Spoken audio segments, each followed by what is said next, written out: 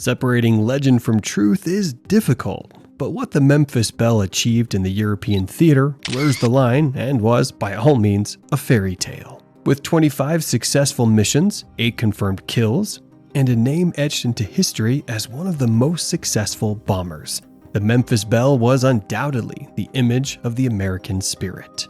Handpicked by the gods, this plane flew into the impossible, achieved the impossible, and returned home as if it were just another day at the office. But what exactly happened in the European theater? How did this plane change everything? And how did this simple bomber become a horror to Nazi Germany? Ask anyone about a bomber, and right after the B-2 bomber, the very next plane on their list is almost always the B-17 bomber, aka the Flying Fortress. But somehow, that's not the weird part of the answer. The true crazy part is the fact that when you mention the B-17, everyone immediately pictures an aircraft with 2 ladies painted on its side.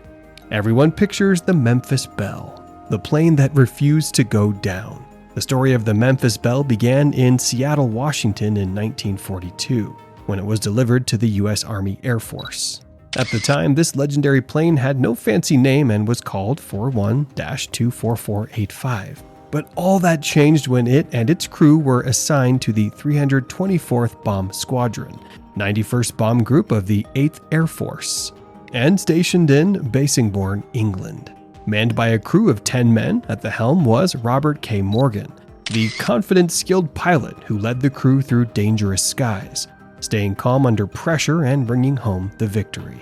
He was joined by co-pilot James A. Verinis, who shared the load operating the plane and ensuring it always made it home safely. Together, these men would lead the Memphis Belle out to war, and against all odds, pull off 25 successful missions. Joining them on these missions and navigating the skies was Chuck Layton, the crew's expert navigator whose calculations kept the Belle on track, even with enemy fire and poor visibility. They also had the star of the show, bombardier Vince Evans, who with his sharp eye and steady hand delivered pinpoint bomb strikes on enemy targets. Defending the Belle as she flew to and fro were tail gunner John Quinlan, who fended off enemy fighters, and waist gunners Tony Nastall and Bill Winchell, who provided side protection. At the top and bottom of the plane were turret gunners Levi Dillon and Eugene Adkins, who kept watch from above, spotting incoming threats. On the ground, the Memphis Belle was blessed with crew chief Joe G.M. Brown, who ensured the Belle was always mission ready, keeping the aircraft in top shape. So now, with the crew assembled, how did the iconic Memphis Belle earn her name? The name Memphis Belle was given by its pilot, Captain Robert K. Morgan, in honor of his sweetheart, Margaret Polk from Memphis, Tennessee. Initially, Morgan considered naming the plane Little One, a personal nickname for Margaret. However, after watching the film Lady for a Night with his co-pilot, Morgan was inspired by the name of the riverboat in the movie, the Memphis Belle. He proposed the name to his crew, who agreed to adopt it. In an effort to give the bomber a unique identity, Morgan reached out for artwork to accompany the plane's name. He contacted George Petty, a famous pinup artist for Esquire magazine, who provided an illustration of a woman in a swimsuit. And a few days later, Corporal Tony Stracer, the 91st Bomb Group's artist, painted the pinup on both sides of the plane's nose, one in blue and one in red.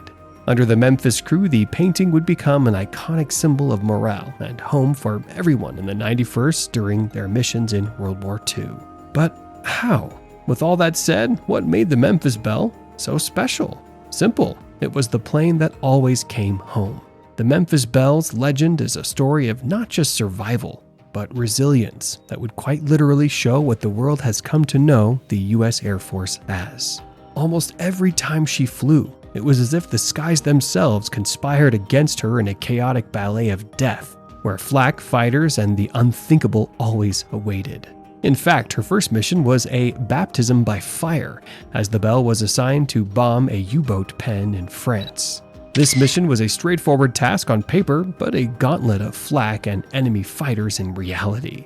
The Germans were relentless, sending waves of Messerschmitts to challenge the bomber formations. The Belle's guns roared as her gunners fended off attackers, their accuracy saving not just their own aircraft, but others in their squadron. Flak tore through her fuselage, and there was a gaping hole near her radio compartment. But somehow she limped back to base, scared but intact.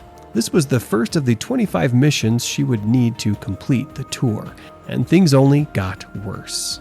On November 9, 1942, the Memphis Belle took to the skies once again for its second ever mission, and the stakes this time were sky high, literally. Once again, on paper, the mission seemed simple: destroy German submarine pens at St. Nazaire, crippling U-boat operations and safeguarding Allied shipping in the Atlantic. But the reality was anything but simple. Flying straight into a hornet's nest as they approached St. Nazaire, the flak was so thick that it looked like a storm cloud had settled over the city. Every second in that chaos felt like an eternity, but this wasn't just about survival, it was about precision. In all that chaos, the Memphis Belle's crew somehow locked onto their target, dropped their bombs, and turned for home. Once again, despite the relentless assault, they made it back, a little battered but victorious. Today, it's impossible to tell the story of the Memphis Belle without mentioning the man who brought us its story, William Weir. You see, William Weir was a cinematographer whose mission was to document the U.S. bomber's historic 25 missions, capturing footage of the crew's dangerous operations. He, however, initially chose to follow a different crew, the Aviation 2, flown by Oscar O'Neill. However, he understood the risks of war, and to increase his chances of capturing crucial footage, he made sure to have a backup crew in mind. This backup crew was the Memphis Belle, which had caught his attention due to its mystique and the skill of its pilot, Captain Morgan.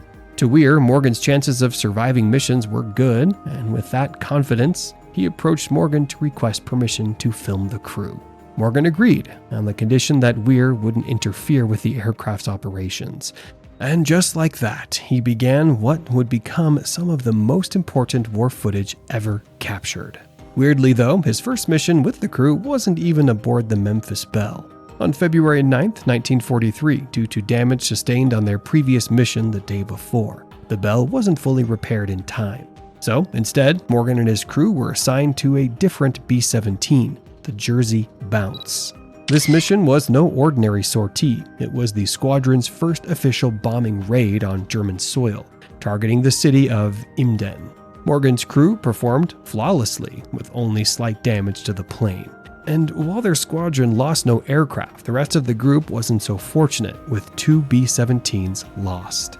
On March 22, 1943, during its 17th mission, the Memphis Belle joined a bombing raid on the German dock facilities at Wilhelmshaven, a location so feared it even made its way into the 1990s movie. The target was a key naval hub, notorious for its heavy defenses. And, as you would expect, the fight was a bloodbath, and soon enough, tragedy struck. A B-17 from the Memphis Belle squadron named the Liberty Belle was lost during the mission. To make the sting even worse, this was a crew of rookies. Piloted by Captain Hassel McLeon, the Liberty Belle was on its first combat sortie, and the loss was a devastating blow to morale. At the time, it was unclear how it happened, but years later, German ace Heinz Nock revealed in his memoirs that his mission marked the Luftwaffe's first successful air-to-air bombing. It turned out Nock had dropped a 500-pound bomb onto the formation of B-17 from above, a precision attack that tore through the Liberty Belle and sent it plummeting into the North Sea.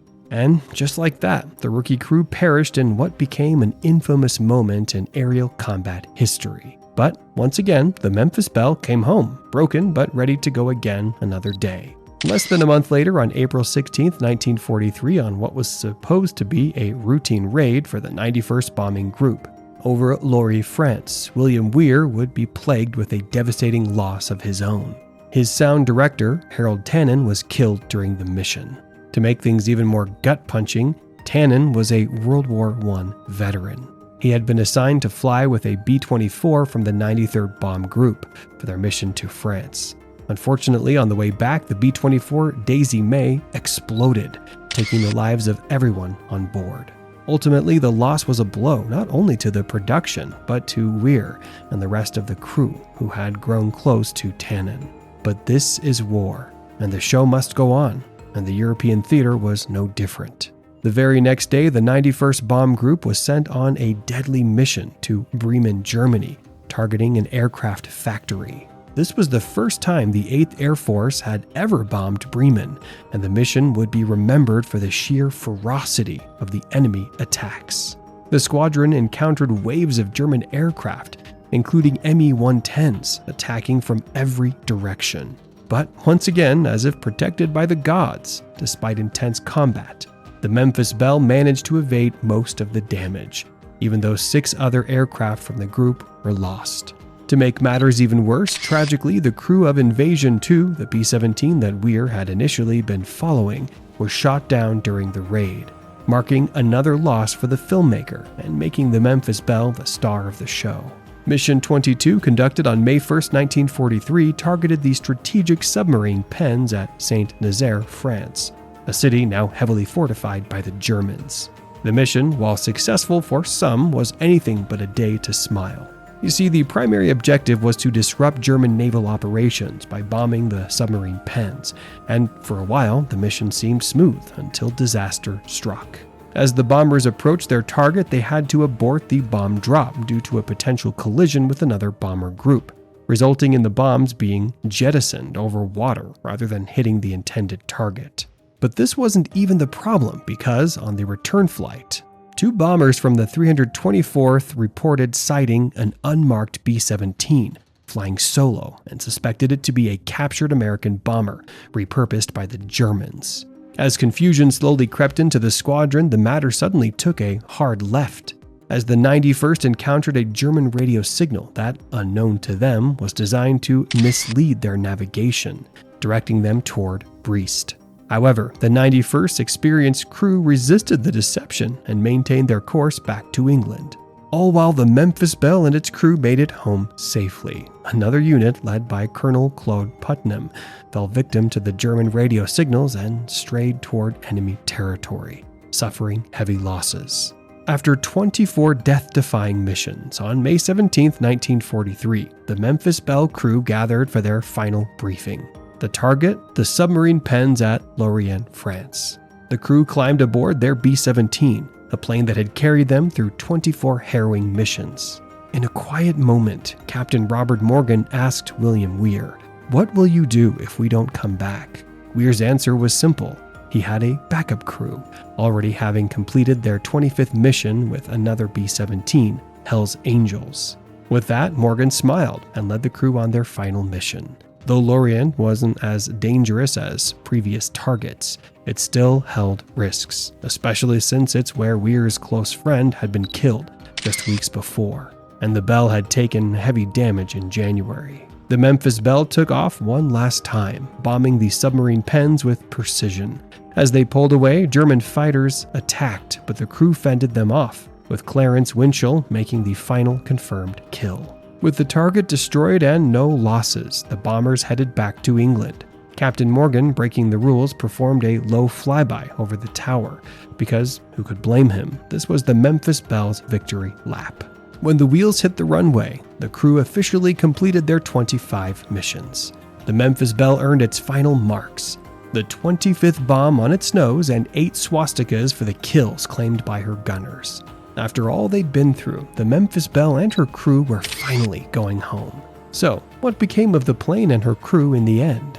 After the war, the Memphis Belle was retired and, shockingly, initially slated to be scrapped. But as usual, a twist of fate saved her. Following the war bond tour, the city of Memphis learned that the iconic B-17 was sitting in an aircraft graveyard in Oklahoma.